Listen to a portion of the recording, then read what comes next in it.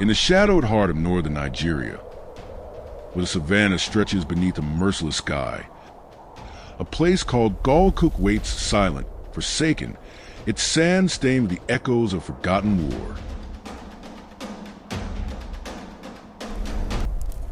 On March 9, 1836, this desolate plain became a crucible of blood and betrayal, a stage where men clashed and spirits, some say, still linger. This is the story of the Battle of Gawakuke, a tale of rebellion, vengeance, and a darkness that clings to the earth. The roots of this conflict twist deep into the past, gnarled and bitter. Nearly 3 decades before, in 1808, the revered scholar and warrior Usman Dan Fodio, founder of the Sokoto Caliphate, swept through the kingdoms of northern Nigeria like a divine storm. His jihad, a holy war, brought the proud city-state of Gobir to its knees, annexing it under Sokoto's iron rule. But the people of Gobir never bowed willingly. Their hearts burned with resentment. Their whispers carried rebellion. They waged guerrilla wars, ambushed Sokoto's merchants, and defied their conquerors at every turn. By 1830, a fragile truce was struck between Sokoto Sultan Muhammad Bello and Gobir Sultan Ali. The land was divided. But peace was a lie. The spark came in the form of an insult, sharp as a dagger's edge. The Gobir aristocracy, seating under Sokoto's yoke, sent a package to Sultan Ali, who resided in Sokoto territory. Inside, a set of butcher's knives. In their tradition, this was no mere gift. It branded Ali a slave, a puppet of the caliphate. The insult ignited his fury. Ali renounced his allegiance, fled to Gobir, and rallied his forces. He forged alliances with the Tuareg and Marathi tribes, their chiefs, Iber and Rowdy, lending their might to his cause. Together, they struck, sacking the undefended town of Karatu, its streets running red with the blood of its people. Muhammad Bello, the Sultan of Sokoto, was no stranger to war. A towering figure, both scholar and commander, he was the son of Usman Dan Fodio, inheritor of his father's vision and resolve. At 55, his eyes burned with a zeal that could silence a room. Enraged by Ali's betrayal, Bello summoned a vast army, warriors from across the Caliphate's dominion, their spears gleaming under the sun, their hearts steel for conquest. They marched northeast, a tide of vengeance, toward the plains of Gawakuke, where the rebels awaited.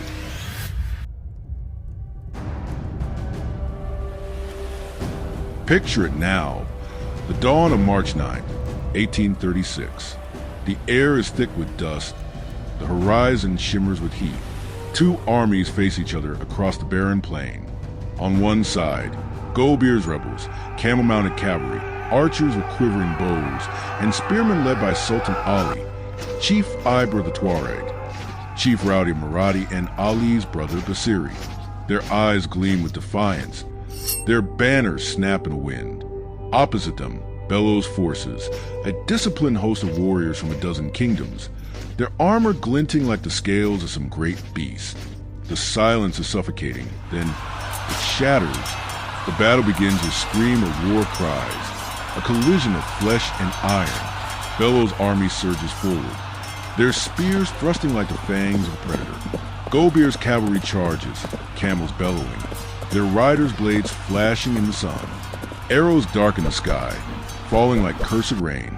The rebels fight with desperate ferocity, but Bello's forces are relentless, their formation unyielding. The plain becomes a slaughterhouse. Bodies crumple into the dust, blood soaks the earth, and the air grows heavy with the stench of death. Sultan Ali, astride his warhorse, cuts through the fray, his sword a blur of vengeance. But Bello's strategy is merciless. His warriors outmaneuver the rebels, encircling them like wolves closing on prey. Ali's allies falter. Chief Iber's Tuareg riders are scattered, Rowdy spearmen overwhelmed.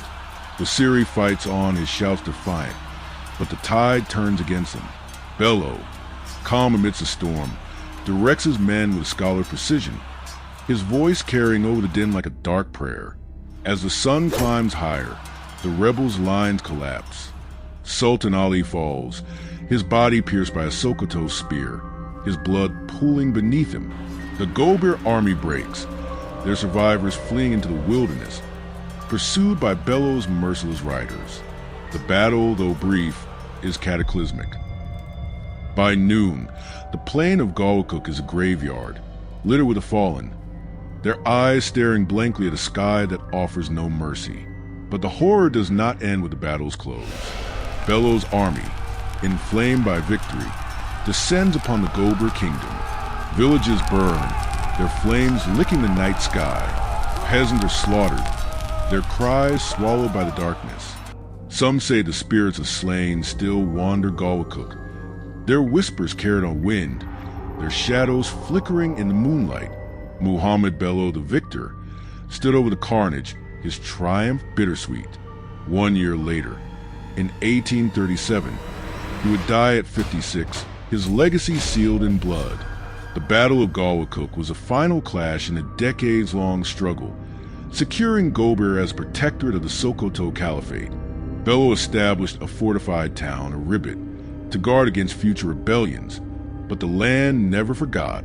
They say the sands of Gawakuke still murmur at night, the voices of the fallen, crying for peace that never came and the earth remembers. Do you hear it?